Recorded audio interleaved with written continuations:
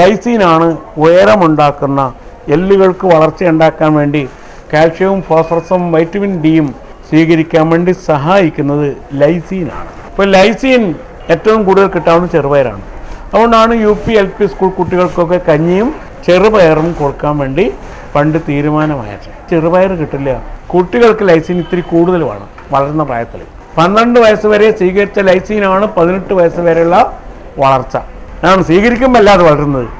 അത് മജ്ജയിലെത്തി എല്ലിലെത്താൻ എടുക്കുന്ന താമസമുണ്ട്. അത് ലൈസീൻ്റെ പ്രത്യേകതയാണ്.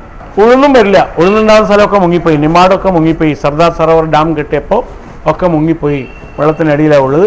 ഇനി ഉഴുന്നും ഒന്നും വരില്ല. ഇതൊക്കെ കൃഷി ചെയ്യാൻ കേരളം തുടങ്ങുന്നില്ലെങ്കിൽ നമ്മുടെ കുഞ്ഞുങ്ങൾക്ക് ഉയരം ഉണ്ടാവില്ല. അതിനുള്ള വ്യവസായം തുടങ്ങിക്കഴിഞ്ഞു. ഇന്ത്യയിൽ റോസറി ഇൻസ്റ്റിറ്റ്യൂട്ട് പോലത്തെ മരുന്നുണ്ടാക്കുന്ന കമ്പനിക്കാർ ലൈസീൻ ഉണ്ടാക്കി ഗുളികയാക്കി വിൽക്കാനുള്ള ഫാക്ടറി തുടങ്ങിക്കഴിഞ്ഞു. ചെറുപയർ ഇല്ലാണ്ടാവാൻ വേണ്ടിയുള്ള വിദ്യ ഇതാണ് ഫുഡ് വെപ്പൺ. എങ്ങനെ? ചെറുപയർ കൃഷി ചെയ്യുന്ന സ്ഥലത്ത് മുഴുവൻ സൂര്യകാന്തി കൃഷി ചെയ്യിപ്പിക്കുക, എന്നിട്ട് ചെറുപയർ കിട്ടാണ്ടാക്കുക. ലൈസീൻ ഇല്ല, ഇപ്പം ചെറുപയറില്ല, ലൈസീൻ ഇല്ല.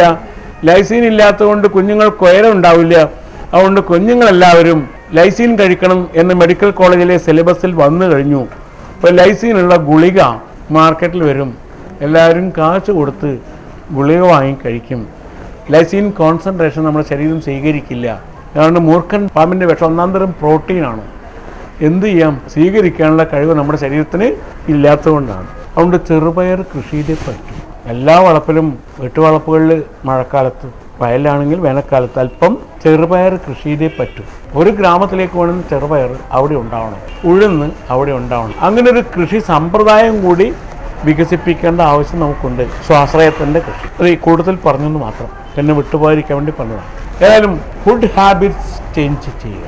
ഒരു അരിമണി നമ്മൾ കഴിക്കുമ്പോൾ കേരളീയർ ചുവന്ന അരിയേ ഉപയോഗിച്ചിരുന്നുള്ളൂ. വെളുത്ത അരി സമ്പന്നന്മാർ മാത്രമേ ഉപയോഗിച്ചിരുന്നുള്ളൂ. അത് പായസം വയ്ക്കുമ്പോൾ, പാൽപ്പായസം വയ്ക്കുമ്പോൾ, അല്ലാത്ത ദിവസങ്ങളിലൊക്കെ ചിലപ്പോൾ ചോറ് വയ്ക്കുമ്പോൾ നമ്മൾ കഞ്ഞിയാണ് കൂടുതൽ. കഞ്ഞിയും പുഴുക്കുമാണ് നമ്മുടെ പ്രധാനപ്പെട്ട വിഭവം. കഞ്ഞി, പുഴുക്ക്, ചമ്മന്തി, ഇതാണ് നമ്മുടെ കോമ്പിനേഷൻ. അങ്ങനെയാണ് കഴിച്ചിരുന്നത്. അതിൻ്റെ കൂടെ സംഭാരമായിട്ട് മോര് കഴിക്കും ചിലപ്പോൾ. ഇതൊക്കെയാണ് നമ്മുടെ വിഭവം. അത് ചക്കപ്പുഴുക്കായിരിക്കും, ചേമ്പും കിഴങ്ങായിരിക്കാം, എന്തെങ്കിലും ആയിട്ട് പുഴുക്ക ഉണ്ടാവുക. കാച്ചലിൻ്റെ പുഴുക്കാവാം. ഇതാണ് നമ്മുടെ പ്രധാനപ്പെട്ട ഭക്ഷണം. കഞ്ഞി എന്ന് പറഞ്ഞാൽ കഞ്ഞി പേരിനാണ്. കൂടുതൽ വിഭവം എന്തായിരിക്കും? ചക്കയാണെങ്കിൽ ചക്കയായിരിക്കും മെയിൻ വിഭവം. കഞ്ഞി എന്നത് ഇത്തിരി വെള്ളമൊക്കെ കോരി കുടിക്കാനുള്ള, ചക്കയോടൊപ്പം നിൽക്കാനുള്ള സാധനം മാത്രമാണ്. ചേമ്പാണെങ്കിൽ ചേമ്പിൻ്റെ പുഴുക്കുണ്ടായിക്കഴിഞ്ഞാൽ ആ പുഴുക്കിനോടൊപ്പം അല്പം കോരി കുടിക്കുന്ന കഞ്ഞി മാത്രം. ഈ ചുവന്ന അരിയുടെ പ്രത്യേകത, ചുവന്ന അരി ഉപയോഗിച്ചാൽ പ്രമേഹം വരില്ല എന്നുള്ളതാണ്. തവിട് ചുവന്ന അരി, ഇതാണ് കേരളീയർ ഉപയോഗിച്ചത്. ചുവന്ന അരി പുഴുങ്ങിയാൽ അതിലെ പ്രോട്ടീൻ സ്റ്റാർച്ചിൻ്റെ അകത്തേക്ക് കിടക്കുന്നുണ്ട്. അരിൻ്റെ ഉള്ളു മുഴുവനും ഈ പ്രോട്ടീൻ എത്തും, തവിടിൻ്റെ എണ്ണ എത്തും. അതുകൊണ്ട് വേവിച്ചാൽ ചോറാക്കിയാൽ നഷ്ടപ്പെടില്ല. പച്ചരി വേവിച്ച് വെള്ളം ഊറ്റിക്കളഞ്ഞാൽ പ്രോട്ടീൻ നഷ്ടപ്പെടും. ബാക്കി മിനറൽസ് ഒക്കെ ഈ പുറത്തെ കോട്ടിങ്ങിൽ ഉണ്ടാവുകയും ചെയ്യും. ഹൈബ്രിഡൈസേഷൻ വഴിക്ക് ഗവൺമെൻറ് ചെയ്തത്, ഗവൺമെൻറ്റിനെ പ്രേരിപ്പിച്ചത്, ശാസ്ത്രജ്ഞന്മാരെ ഗവേഷണത്തിന് പ്രേരിപ്പിച്ച്, ബഹിരാഷ്ട്ര കുത്തകൾ പ്രേരിപ്പിച്ചത് മുഴുവൻ വെളുത്ത അരി ഉണ്ടാക്കാനാണ്. IR8 മുതൽ ഫൈനാൻട്രി, തൈച്ചുങ് നേറ്റീവ്, ആതിര, പാതിര എന്നൊക്കെ പറഞ്ഞ ഒരുപാട് വിത്തുകളുണ്ട്. എല്ലാ വിത്തും ചെയ്യുന്നത് വെളുത്ത അരി തരിക എന്നുള്ളതാണ്. ഭക്ഷണം ഒരായുധമാവും. വെളുത്ത അരി വരുന്നതോടുകൂടി നമ്മൾ പ്രമേഹ രോഗികളെ മാറും.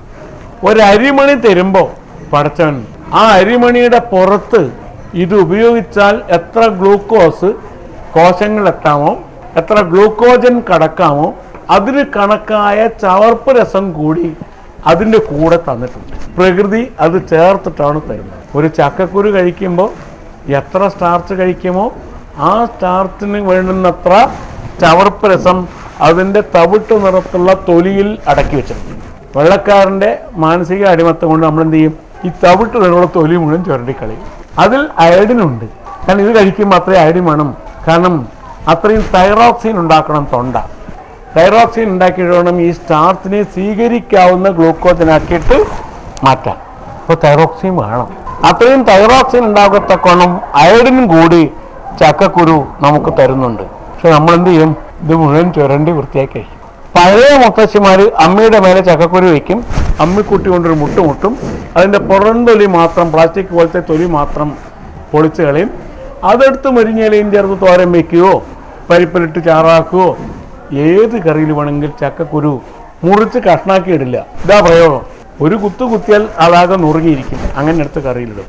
അപ്പോൾ ഏത് പോവില്ല? തവിട്ട് നിറത്തുള്ള തൊലി പോവില്ല. എങ്ങനെ ഇങ്ങനെ പരിഷ്കാരത്തിലേക്ക് നമ്മൾ എത്തുന്നത് ആരാ നയിച്ച് നമുക്ക് അറിഞ്ഞുകൂടാ. ഇത് ചിരണ്ടി വൃത്തിയാക്കി കഴിച്ചവനൊക്കെ വേറൊരു ഗ്യാസ് ഫാക്ടറി ആക്കിയിട്ട് മാറ്റും. ഇത് രണ്ടും രണ്ട് തന്നെയാണ്. ഇത് എങ്ങനെ ഇങ്ങനൊരു വെട്ടിലേക്ക് നമ്മൾ ചെന്ന് വീണത്? ഇതിനൊരു ഉത്തരം പറയാൻ വിഷമമുണ്ട്. ശുചിത്വം എന്ന പേരിൽ നമ്മൾ സ്കൂൾ പഠിപ്പിക്കുമ്പോൾ എന്താണ് ശുചിത്വം? ശരീരത്തിന് ആവശ്യമുള്ള ഭാഗം നീക്കം ചെയ്യലല്ല ശുചിത്വം. അനാവശ്യമായ ഭാഗങ്ങൾ, അഴുക്കായ ഭാഗങ്ങൾ നീക്കം ചെയ്യലാണ് ശുചിത്വം എന്ന് നമ്മൾ സ്കൂൾ സിലബസിൽ വന്നില്ല.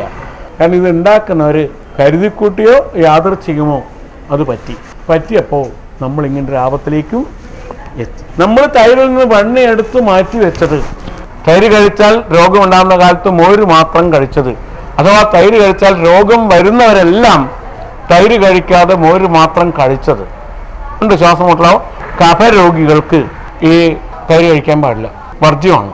അവർ തൈര് മാറ്റിയിട്ട് മോര് മാത്രം കഴിക്കും, വെണ്ണയങ്ങ് മാറ്റി കളയും. അവർക്ക് പോലും വെണ്ണ കഴിക്കാവുന്ന സമയമുണ്ട്. ശീതകാലത്ത് മജ്ജ കുറഞ്ഞു പോകാതിരിക്കാൻ വെണ്ണ കഴിക്കാം, നെയ്യ് കഴിക്കാം. അതിന് കാലം നമ്മൾ നിശ്ചയിച്ചിട്ടുണ്ട്. നമ്മുടെ കാലാവസ്ഥക്കനുസരിച്ച് ഇതിന് കാലം നമ്മൾ നിശ്ചയിച്ചിട്ടുണ്ട്. അങ്ങനെ ഒരു കാലം നമുക്ക് നഷ്ടപ്പെട്ടു. ആ അറിവ് നമുക്ക് നഷ്ടപ്പെട്ടു. സ്വസ്ഥവൃത്തം അറിയാതുകൊണ്ട് ആയുർവേദ വൈദ്യന്മാർക്ക് പോലും ഈ അറിവ് നഷ്ടപ്പെട്ടു. ഇതാണ് സ്വാസ്ഥ്യം. സ്വസ്ഥവൃത്തത്തിൻ്റെ അറിവ് നഷ്ടപ്പെട്ടാൽ നമുക്കുണ്ടാകും. എങ്കിലും ഇത്തരം അറിവുകൾ മൊത്തമായിട്ട് നമുക്ക് നഷ്ടപ്പെട്ടിരിക്കുന്നു. അപ്പോൾ എന്തായി? നമ്മുടെ ഭക്ഷണശീലം ആകെ മാറി. ഓരോ ഭക്ഷണവും പ്രകൃതിയിൽ സമഗ്രമാണ്. അരിമണി അങ്ങനെ തന്നെ കഴിക്കുന്ന കോഴിക്ക് പ്രമേഹം വരുന്നില്ല. അതിനകത്ത് തവിടോടുകൂടിയേ കഴിക്കുന്നു. അരി തവിട് നീക്കി കഴിക്കുന്ന മനുഷ്യന് പ്രമേഹം വരികയും ചെയ്യും. ഭക്ഷണശീലത്തിൽ വന്ന മാറ്റം എങ്ങനെയാണ് നമ്മെ മാറ്റിയത്? ഫുഡ് ഹാബിറ്റ്സ് മാറ്റേണ്ടത് അവർക്കൊരാവശ്യമാണ്. ഇപ്പോൾ കോഴി ഇറച്ചി എല്ലാവരും കഴിക്കണം. എല്ലാവരും കോഴി ഇറച്ചി കഴിക്കാൻ തുടങ്ങിയാൽ വീട്ടിൽ 2 കോഴിയെ പോറ്റുകൊണ്ട് ഇറച്ചി കിട്ടില്ല. കിട്ടണമെങ്കിൽ വേണം കോഴി ഒരു വ്യവസായമായി മാറുമ്പോൾ കോഴിത്തീറ്റ ചിലവാകും. കോഴിത്തീറ്റ മാത്രമല്ല ചിലവാകുക, കോഴി പെട്ടെന്ന് വളർത്തിയെടുക്കണം. വ്യവസായത്തിന് എപ്പോഴും ലാഭത്തിലേ നോട്ടമുള്ളൂ. മാർക്സ് ഭംഗിയായി പഠിപ്പിച്ചിട്ടുണ്ട്. മുതലാളിത്തത്തിന് ലക്ഷണം, വ്യവസായത്തിന് ലക്ഷണം ലാഭമേ ലാഭം എന്നാണ് മാർക്സ് നിർവഹിക്കുന്നത്. ലാഭമേ വേണ്ടു അവർക്ക്, വേറൊന്നും വേണ്ട. കച്ചവടം എന്ന് പറഞ്ഞാൽ, വ്യവസായം എന്ന് പറഞ്ഞാൽ ലാഭം കിട്ടണം, പ്രോഫിറ്റ് മോട്ടീവ് എന്ന് പറയും. അപ്പോൾ കോഴി 3 മാസം പോറ്റിയിട്ട് കോഴിയെ ചിക്കനാക്കി മാറ്റുമ്പോൾ നഷ്ടമാണ്. 3 മാസം തീറ്റ കൊടുക്കണം, 3 മാസം ഇതിനെ പോറ്റണം. വിൽക്കാൻ 3 മാസത്തേക്ക് വരുമാനം ഉണ്ടാവില്ല. 3 മാസം കഴിഞ്ഞാലേ വിൽക്കാൻ പറ്റുള്ളൂ. ഇതിനെ 2 മാസം കൊണ്ടാക്കാൻ കഴിഞ്ഞാൽ, 1 മാസം കൊണ്ടാക്കാൻ കഴിഞ്ഞാൽ ഏറ്റവും ലാഭകരമായിരിക്കും വ്യവസായം.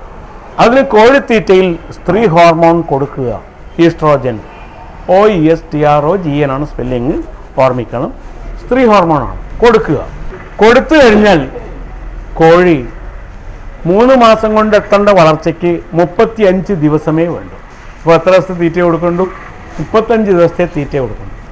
35 ദിവസം കൊണ്ട് അവർ 60 ദിവസത്തെ തീറ്റ തിന്നിക്കണം കോഴിയെ. അതിനെന്ത് ചെയ്യും? കോഴി പകൽ മാത്രം ഭക്ഷിച്ചാൽ മതിയാവില്ല, രാത്രിയും ഭക്ഷിക്കണം. അപ്പോൾ കോഴിക്കൂട്ടിനകത്തൊരു ലൈറ്റ് ഇട്ട് വയ്ക്കുക. അപ്പോൾ രാത്രിയാണെന്ന് കോഴിക്കുഞ്ഞ് തിരിച്ചറിയില്ല. അപ്പോൾ എന്ത് ചെയ്യും? രാത്രിയും കോഴി തീറ്റ കഴിക്കും. തീറ്റ കഴിച്ച് കോഴിയുടെ ജീനിൽ തന്നെ, ക്രോമസോമിൽ തന്നെ, കോഴി പകൽ സഞ്ചരിക്കുന്ന ജീവിയാണ്, രാത്രി കിടന്നുറങ്ങേണ്ട ജീവിയാണ്. ഈ കാര്യം റെക്കോർഡിൽ നിന്നേ പോകും. തലച്ചോറിലെ റെക്കോർഡിൽ നിന്ന് പോയി. ഏത് രാത്രി ഉറങ്ങേണ്ടതാണെന്നുള്ള കാര്യം പോയി. കോഴിക്ക് അമിതമായ ജോലി കൊടുക്കാതിരിക്കുക. ഏറ്റവും ചെറിയ കൂട്ടിനകത്ത് കോഴി അടക്കുക, എണ്ണം ഒരുപാടാക്കുക. ഇപ്പോൾ കോഴിക്ക് നീങ്ങാനും നിരങ്ങാനൊന്നും സ്ഥലമില്ലാണ്ട് ആക്കി കഴിഞ്ഞാൽ അധ്വാനിക്കാത്തത് കൊണ്ട് കോഴി തിന്നുന്ന ഭക്ഷണം മുഴുവൻ കൊഴുപ്പായിട്ട് പേശിയായിട്ട് രൂപപ്പെടും. അധ്വാനിച്ച് ഊർജം തീർന്നു പോകില്ല. അധ്വാനിക്കുമ്പോൾ ഊർജം തീർന്നു പോകുന്നില്ലേ? തീർന്നു പോവുക എന്ന അവസ്ഥ ഇല്ലാതെ കോഴിയെ പോറ്റുക. ഇതിന് കേജ് ഡിസൈൻ എന്നുകൂടി പറയും. അങ്ങനെ കൂടി കോഴിയെ വളർത്താൻ പറ്റും. പക്ഷേ തീരെ അനങ്ങില്ല.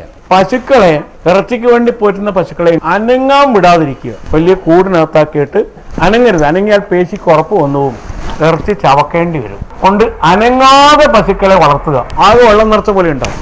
ഇതിൻ്റെ കറവ അവർക്കൊരു അനാവശ്യമാണ്. കാരണം കറന്നാൽ പാല് പൗഡറാക്കിയിട്ടോ പാലാക്കിയിട്ടോ വിൽക്കണം, പാൽക്കട്ടിയാക്കണം. അവർ പോറ്റുന്ന അത്രയും പശുക്കളുടെ പാല്, ഇത്രയും വലിയ പശുക്കൾ എന്ന് പറഞ്ഞാൽ ഒരു വലിയ സാധനമാണ്. നമ്മൾ ചിന്തിക്കുന്ന പശുവേ അല്ല, അതിൻ്റെ വലിപ്പം ഭീകരമാണ്. അത്രയും ഭീകരമായ ജന്തുവിന് അത്രയും ഇറച്ചി കിട്ടും വിൽക്കാൻ. അതിന്